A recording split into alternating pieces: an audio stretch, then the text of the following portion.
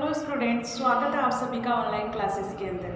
आज अपन स्टार्ट करेंगे electronic degeneracy क्या होती है। मैंने कहा था आपको कि अगर डीजनरेसी वर्ड का आपको पता है चला, यानी कि कल मैंने ये कहा था आपको कि डीजनरेसी का मीन्स आप ढूंढ के लाओगे, यानी कि होता क्या आप खुद से ट्राई करोगे एक बार, है ना। किया है तो बहुत अच्छी बात है, नहीं किया तो बहुत ही बुरी बात है। ओके, तो आज मैं बताऊंगी इलेक्ट्रॉनिक डीजनरेसी होती क्या है, डीजनरेसी कितने टाइप्स की होती है। ओके, देखो डीजनरेसी का मतलब होता है कि अगर आपके किसी भी ऑर्बिटल्स, अगर आपके पास मान लो पी ऑर्बिटल है, पी ऑर्बिटल के अंदर क्या है, तीन ऑर्बिटल्स होते हैं। पी ब्लॉक के अंदर तीन ऑर्बिटल्स होंगे।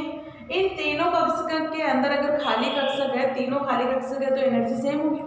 एनर्जी सेम है तो इसे हम क्या कहते हैं, अपन डीजनरेसी कहते हैं, यानी कि डीजनरेट ऑर्बिटल्स है अपने पास ये, यानी कि इनकी एनर्जी सबके समान। डीजनरेसी का मतलब है होता है कि वह कक्षक जिनकी एनर्जी समान हो उसे डीजनरेसी कहते हैं। देखो ये छोटे छोटे वर्ड होते हैं जो आपके 11th में आ चुके थे।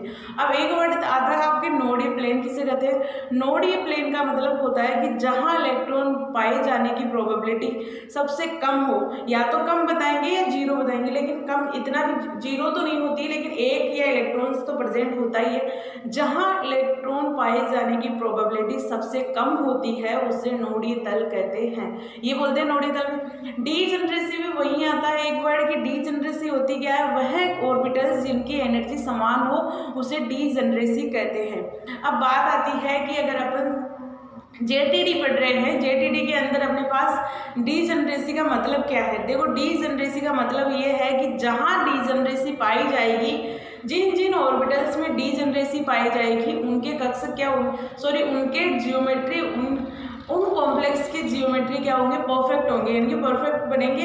अगर आपके पास किसी भी, मान लो पी के अंदर तो क्या है कि स्प्लिटिंग नहीं होती है, अपन ने बताया, अपन ऑक्टाहेड्रल कॉम्प्लेक्सेस के लिए देख रहे हैं कि इसमें होता है या नहीं होता है। जैसे आपके पास एक बात और कि जेटीडी वहाँ पाई जाएगी जहाँ जेड कक्षक यूज हो रहे हो, यानी कि जेड कक्षक यूज हो रहे होंगे वहीं जेटीडी पाई जाती है, वरना नहीं पाई जाती है। ओके, तो जेटीडी पाई जाने के लिए एक तो हो गया कि जेड कक्षक होना चाहिए।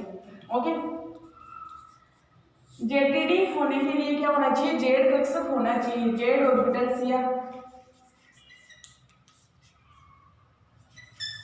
जेड ऑर्बिटल यूज होने चाहिए, वहां जेड ऑर्बिटल होने चाहिए। अब आपकी बात आती है कि ऑक्टाहेड्रल केसेस के अंदर पाए जाते हैं जेड कक्षक, कभी बताएंगे कैसे, है ना। तो जिनमें जेड ऑर्बिटल होंगे उनके अंदर जेटीडी पाई जाती है। अब जिनके अंदर अगर ईडी पाई जाती है, यानी कि इलेक्ट्रॉनिक डीजनरेसी, इलेक्ट्रॉनिक डीजनरेसी मतलब कि अगर कक्षकों की एनर्जी समान है, जैसे कि आपके पास डी ऑर्बिटल है, इस तरीके से डी ऑर्बिटल होता है।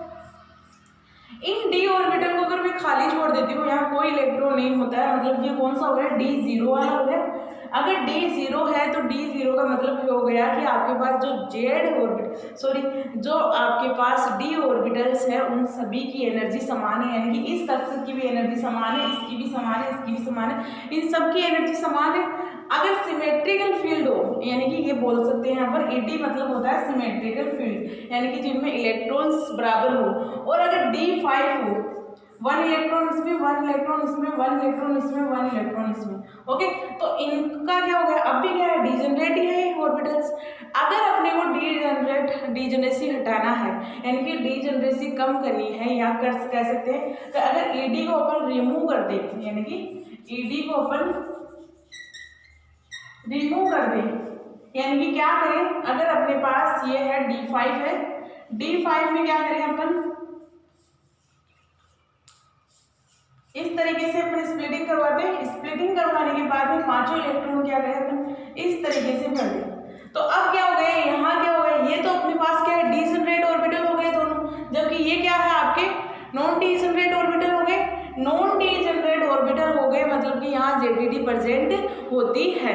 ओके, अपन जेटीडी का कैसे आइडिया लगा सकते हैं कि किस में होगी किस में नहीं होगी, जिन जिन की अपन स्प्लिटिंग करवा रहे हैं। ओके, जैसे D1 है, D1 है, ऑक्टाहेड्रल केस के लिए बता रही हूँ मैं। ओके, ऑक्टाहेड्रल केस के अंदर अपन D1 की स्प्लिटिंग करवा, अगर डी ऑर्बिटल्स की स्प्लिटिंग करवाते हैं तो इस तरीके से होती है। तीन ऑर्बिटल्स आपके नीचे रहते हैं, दो आपके क्या होते हैं ऊपर रहते हैं, है ना। तो ये क्या हो गया आपका DXY, dy z और d zx। वहीं यहाँ अपने पास मान लो D1 है, डीजनरेसी का मतलब बता रही हूँ मैं आपको कि अगर आपके पास इस तरीके से है, ये क्या होगा dxy और -y², ये होगा। इन ऑर्बिटल्स के अंदर अगर 1 इलेक्ट्रॉन है, यहाँ 1 इलेक्ट्रॉन हो गया, इसमें तो अपने को पता चल रहा है कि क्या है अपने पास, ये क्या है अनसिमेट्रिकल फील्ड है, यानी कि यहाँ तीनों कक्षकों की एनर्जी समान नहीं है, क्योंकि एक में तो इलेक्ट्रॉन है, दो में इलेक्ट्रॉन नहीं है। तो ये क्या हो गया आपके नॉन ईडी स्टेट हो गई, ओके। और जबकि ये क्या है आपके ईडी स्टेट। अगर आपके स्प्लिटिंग करवाने के बाद अगर इलेक्ट्रॉन्स आप भर रहे हो, इलेक्ट्रॉन भरने के बाद में एक भी आपके स्टेट, यानी कि आप अगर लोअर स्टेज देख लो या एक्साइटेड स्टेट में देख लो, यानी कि हायर एनर्जी ऑर्बिटल्स देख लो या लोअर एनर्जी ऑर्बिटल्स देखोगे, तो अगर एनर्जी डिफरेंट है या बोल सकते हैं डीजनरेसी जिनमें नहीं पाई जाती है, उन कॉम्प्लेक्स हमेशा क्या होते हैं आपके, उन कॉम्प्लेक्स में डिस्टोर्शन पाया जाता है, यानी कि उन कह सकते हैं कि या तो जेड आउट कॉम्प्लेक्स बनेंगे या जेड इन बनेंगे या आपके ट्राई एक्सियल डिस्टोर्शन वाले कॉम्प्लेक्स बनेंगे, ओके। तो तीनों पॉसिबिलिटीज मोस्टली कुछ कॉम्प्लेक्सेस हैं होते हैं जो परफेक्ट आपके पास ऑक्टाहेड्रल कॉम्प्लेक्स बनाते हैं, वरना आपके जितने भी कॉम्प्लेक्स हैं वो क्या बनाते हैं आपकी विकृत अष्टफलकीय संरचना बनाते हैं, क्योंकि विकृत अष्टफलकीय संरचना क्या होती है स्टेबल पाई जाती है। अगर जिनमें आपकी डीजनरेसी पाई जाती है, जिन ऑर्बिटल्स में डीजनरेसी पाई जाती है वो कम स्थायी होते हैं, है ना। अगर डीजनरेसी पाई जा रही है किसी के अंदर तो वो लेस स्टेबल होंगे बजाय जिनमें डीजनरेसी नहीं पाई जाती, ओके। और अगर अपन ईडी रिमूव कर दें, यहीं से अगर ईडी को हटा दें, यानी कि ईडी कम डीजनरेसी को हटा दें, अपन डीजनरेसी को हटा कैसे सकते हैं, उस इलेक्ट्रॉन्स को या तो एक्साइटेड स्टेट में भेजकर या लोअर स्टेट में भेजकर उन्हें डीजनरेसी हटा सकते हैं, या इलेक्ट्रॉन्स बाहर निकाल कर भी किया जा सकता है। अगर ईडी अपन रिमूव कर दें,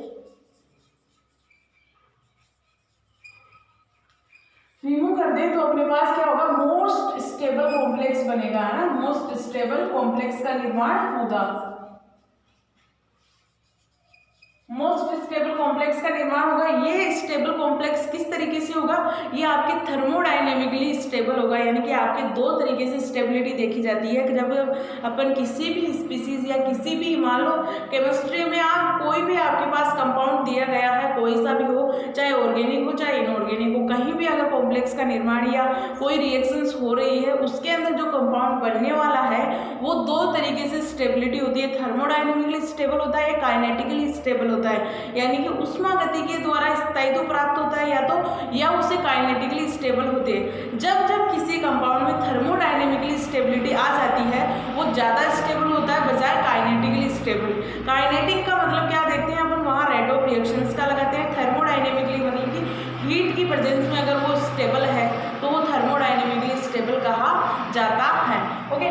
तो अपने पास कोई भी कॉम्प्लेक्स होगा वो थर्मोडायनेमिकली स्टेबल होना चाहिए। थर्मोडायनेमिकली स्टेबल मतलब मोस्ट स्टेबल कंपाउंड बनेगा आपका। जब जब किसी भी कंपाउंड के अंदर डिस्टोर्शन आ जाता है वो ज़्यादा स्थायी होता है बजाय जो आपके परफेक्ट ऑक्टाहेड्रल कॉम्प्लेक्स है, ओके। अब बात आती है कि आपके पास जेटीडी किन किन में पाई जाएगी, जिनके अंदर जेड ऑर्बिटल काम में आ रहे हैं, यानी कि जेड ऑर्बिटल कौन से आपके, यहाँ क्या है जेड है, यहाँ भी क्या है जेड है और इसमें भी क्या जेड है। जिन जिन में जेड ऑर्बिटल और पी में मतलब पी एक्स पी वाई और पी जेड, अगर ये पी जेड किसी भी कक्षा यानी कि किसी भी कॉम्प्लेक्स में यूज हो रहा है मतलब कि वहाँ जेटीडी तो पक्का आएगी, है ना। अब बात आती है किन किन में कैसे कैसे ऑर्बिटल्स होते हैं। ऑक्टाहेड्रल के केस में देखते हैं,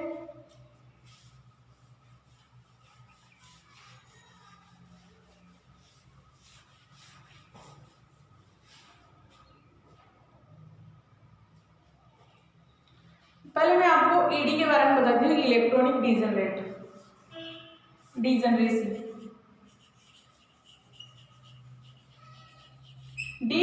आपके तीन प्रकार की होती है, ओके।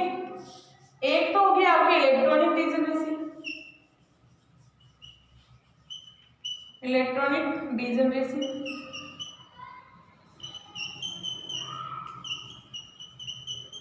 एक होती है आपके spin degeneracy,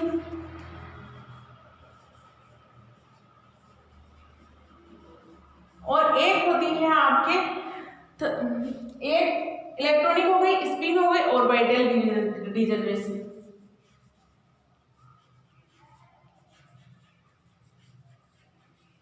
okay, electronic degeneracy का मतलब होता है कि अगर इलेक्ट्रॉन प्रेजेंट है, जैसे D5 है, D5 के अंदर तीनों इलेक्ट्रॉन तीन तीन है, यानी कि पांचों ऑर्बिटल में एक एक ऑर्बिटल इलेक्ट्रॉन्स हैं, वहां इलेक्ट्रॉनिक डीजनरेसी पाई जाती है। जैसे P3 हो गया, है ना, सबसे इंपॉर्टेंट तो अपने यही है। ओके, इनसे कोई लेना देना नहीं है अपने को। इलेक्ट्रॉनिक डीजनरेसी आनी चाहिए। P3 है मान लो, और P नोड है, P0 है आपके पास। P के अंदर तीनों ऑर्बिटल्स खाली है, खाली है मतलब क्या, इलेक्ट्रॉनिक डीजनरेसी पाई जाती है। ओके, या आपके पास मान लो P1 है, P1 है तो इसी तरीके से होता है Px, Py, Pz, तीनों में बना देती हूँ एक बार।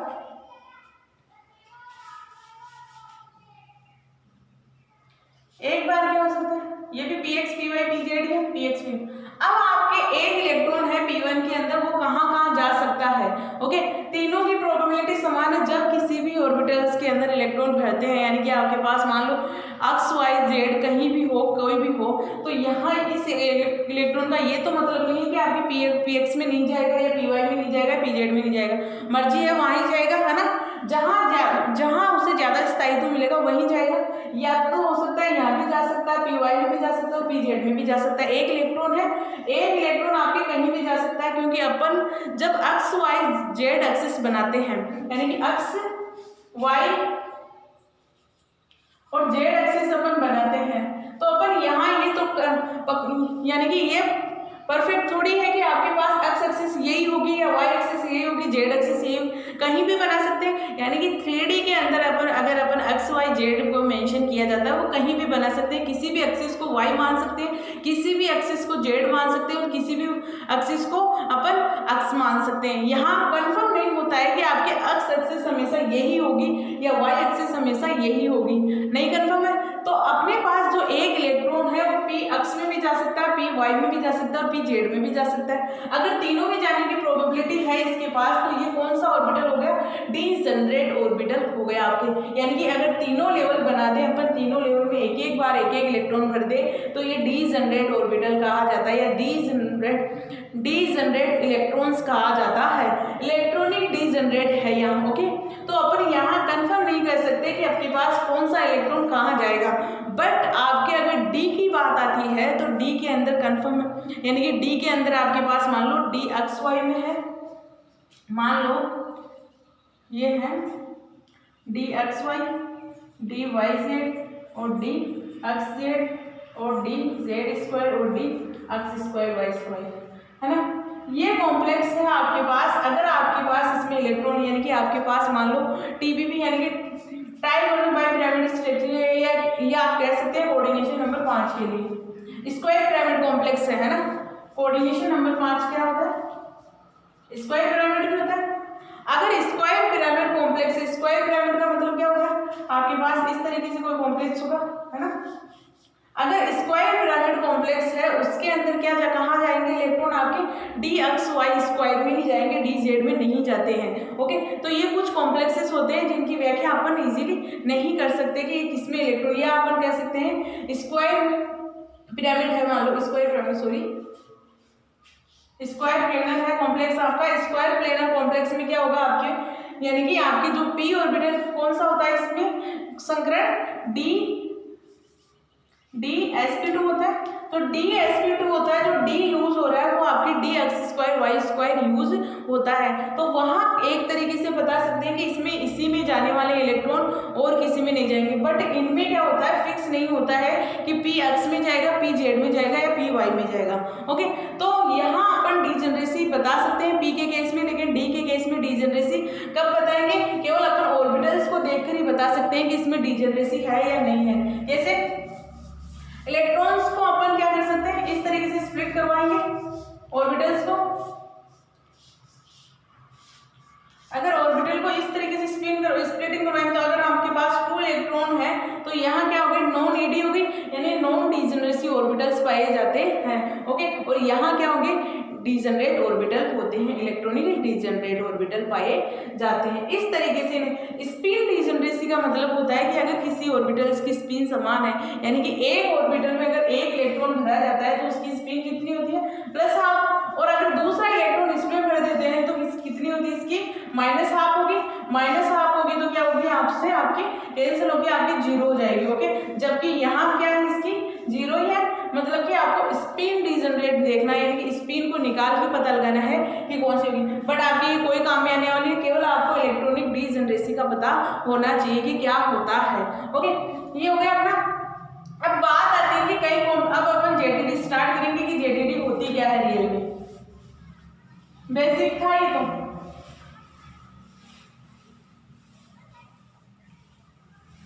जेटीडी किन किन कॉम्प्लेक्सेस में पाई जाएगी, सबसे ज़्यादा जेटीडी पाई जाती है वो ऑक्टाहेड्रल कॉम्प्लेक्स में पाई जाती है, फिर आपकी क्या होती है टेट्राहेड्रल कॉम्प्लेक्स में आती है, लेकिन सबसे ज़्यादा ऑक्टाहेड्रल में। लेकिन स्क्वायर प्लेनर कॉम्प्लेक्स में कतई जेटीडी नहीं पाई जाती है, क्योंकि जेटीडी के लिए आवश्यक शर्त है वो है कि जेड कक्षक इंक्लूड होना चाहिए, यानी कि जेड कक्षक प्रेजेंट होगा जिन की ज्यामिति में, तो उनमें जेटीडी पाई जाएगी, वरना नहीं पाई जाएगी, ओके। जॉन टेलर डिस्टॉर्शन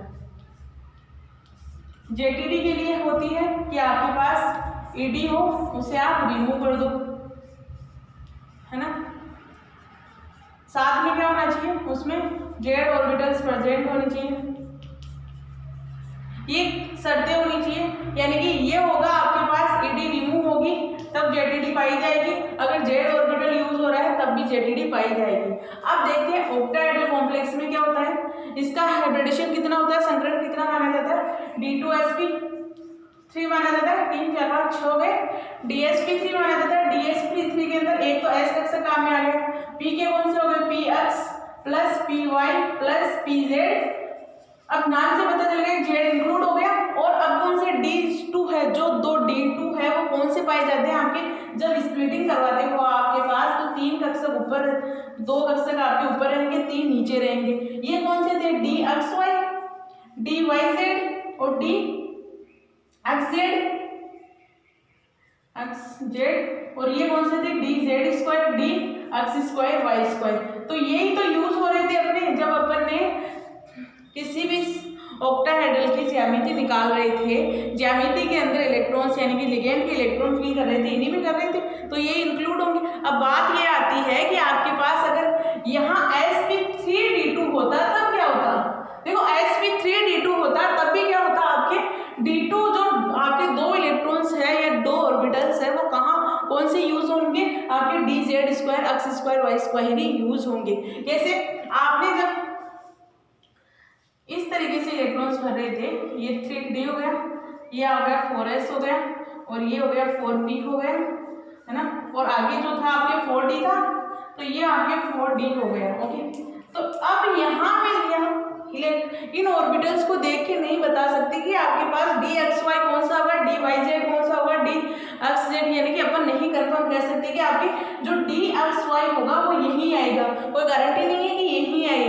मतलब ये हो गया कि आपके dz2 पहले भी आ सकता है, dx2 y2 पहले भी, यानी कोई से भी ऑर्बिटल कहीं भी आ सकते हैं जब आपके पास कोई इलेक्ट्रॉन। अब बात प्रायिकता की आती है कि इलेक्ट्रॉन जाएंगे कहाँ, कैसे पता चलेगा, ऑक्टाहेड्रल कॉम्प्लेक्स बनता कैसे है आपके, अगर अपन इसे ऑक्टाहेड्रल कॉम्प्लेक्स बनने की बात करें कि वो बनता कैसे है आपके, जब ये क्यूब होता है,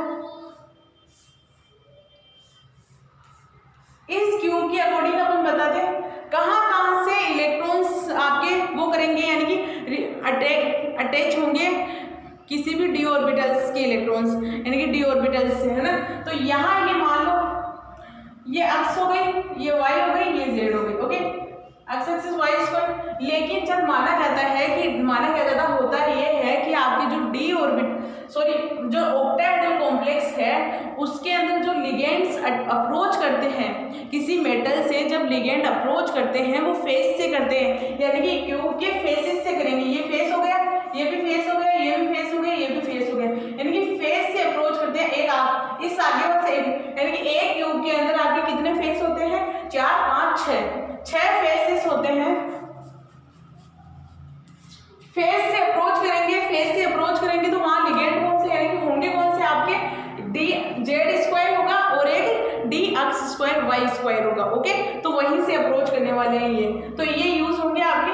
अब इसमें कौन सा plus D Z square plus D X square और वाई स्क्वायर। ओके, तो इस तरीके से आपके ऑक्टाहेड्रल कॉम्प्लेक्स के अंदर कक्षक काम में आने वाले, एक तो एस कक्षक काम में आता है, एक पी एक्स आता है, एक पी वाई आता है और पी जेड आता है, और आपके पास पी जेड स्क्वायर आता है और D X square Y square use होता है।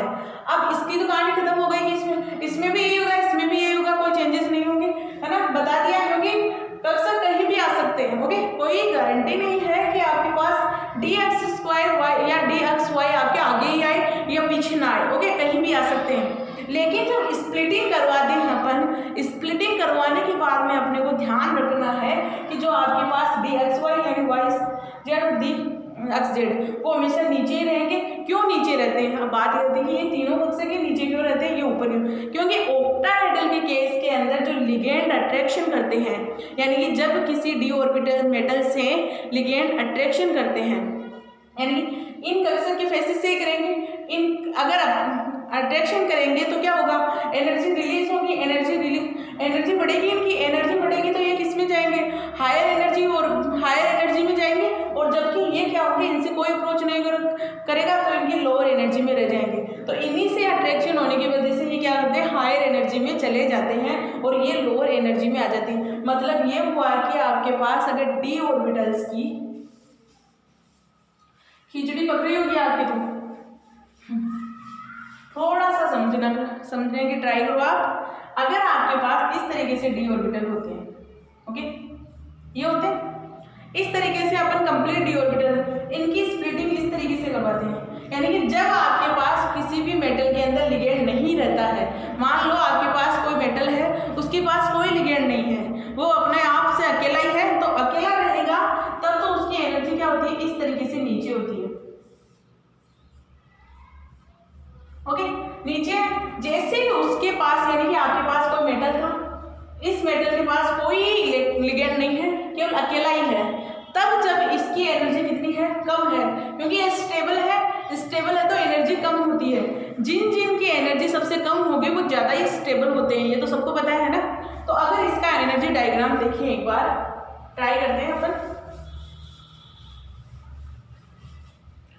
अगर अपने पास कोई मेटल ही है तो इसमें एनर्जी, अब आपके पास मान लो लिगेंड अप्रोच करेंगे, ऑक्टाहेड्रल के केस की बात हो रही, तो 6 लिगेंड अप्रोच करेंगे आपके पास, ये मेटल है तो आपके पास मान लो 6 लिगेंड है, ये एक लिगेंड, ये 1 हो गया, 2 हो गया, 3 हो गया, 4 हो गए, 5 हो गए और 6 हो गए।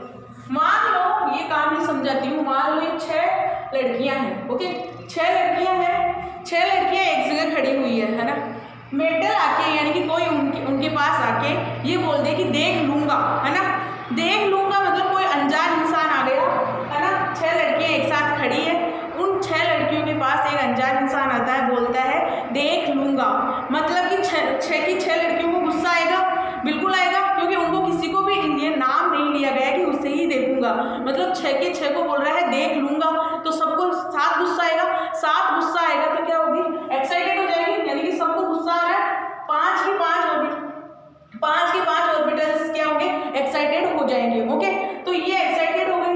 अब आपके पास दूसरे दिन वही लड़का आके बोलता है 6 के 6 लड़कों को कि डी एक्स, यानी कि अपन बोल सकते हैं कि 2 लड़कियों को ही देख लूंगा, मतलब कि आपके पास कोई गीता सीता होगी उसे ही देख लूंगा, मतलब कि अब क्या होगा, आपके पास 2 ऑर्बिटल एक्साइटेड हो जाएंगे और 3 कक्षक क्या हो जाएंगे, नीचे रह जाएंगे। ओके, तो इस तरीके से इसमें स्प्लिटिंग होती है, या 5 ना मान लीजिए 5 मानो, ओके, कोई 5 और लड़कियां हैं, 5 लड़कियों को एक लड़का बोलता है कि देख लूंगा, तो पांचों की पांचों एक्साइटेड हो जाती है, फिर बाद में है ना एक्साइटेड होगी, दूसरे दिन वही लड़का आके बोलता है कि गीता सीता तुझे देख लूंगा, तो 3 को तो गुस्सा कम हो जाएगा क्योंकि उनको कोई टेंशन नहीं रहेगी, और 2 को क्या होगा, ज्यादा गुस्सा आ जाएगा, तो वो क्या हो जाएगी, हायर एनर्जी में चली जाएगी, और ये लोअर एनर्जी में, यानी इनका गुस्सा शांत हो गया तीनों का, और 2 का ज्यादा हो गया, तो वो एक्साइटेड स्टेट में चली जाती है।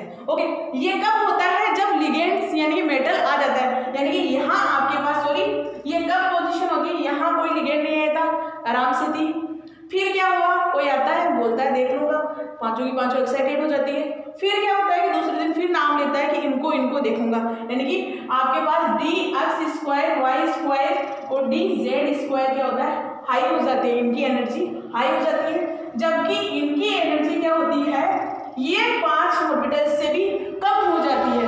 अगर कम हो गई मतलब कि ये स्टेबल सबसे ज्यादा हो गया, तो ये हो गया आपके dxy, dyz और dxz।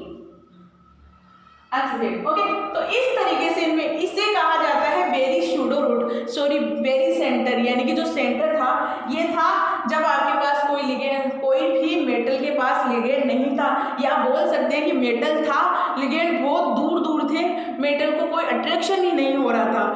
जब मेटल के पास लिगेंड आना स्टार्ट हो गए, यानी कि थोड़ी दूर में वो आए तो उसे अट्रैक्शन हुआ तो पांचों ऑर्बिटल्स को साथ हुआ, यानी कि साथ को फील हुआ।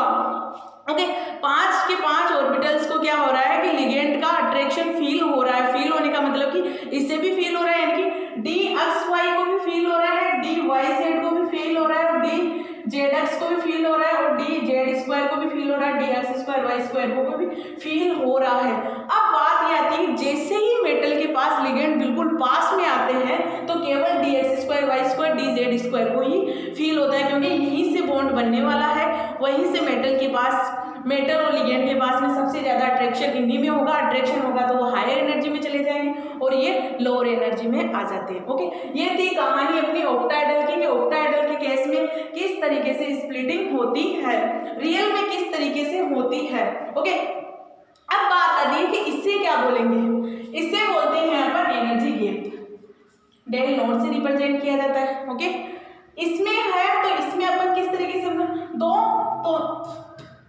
तो यहाँ क्या आ जाएगा आपके पास 2/3। ओके, -2 या कह सकते हैं कि इसमें क्या हो जाएगी आपके पास -0.4 होता है, और ये होता है +0.6 के आसपास एनर्जी होती है डेल नोट। ओके, तो ये एनर्जी आपको याद रखनी है, जब CFSE याद करेंगे, CFSE निकालेंगे किसी मॉलिक्यूल की तब ज्यादा जरूरत पड़ेगी, अभी मत देखो है ना। तो ऑक्टाहेड्रल में जब अपने पास जो ऑर्बिटल्स काम में आने वाले हैं वो कौन कौन से हो गए, s हो गया, px हो गया, py हो गया, pz हो गया, और dz² dx² y² हो गया। ओके, ऑक्टाहेड्रल की केस की कहानी खत्म। अब बात आती है कि आपके पास टेट्राहेड्रल में कौन कौन से काम में आने वाले हैं। ओके, टेट्राहेड्रल के केस में आपके जो ऑर्बिटल्स काम में आने वाले हैं,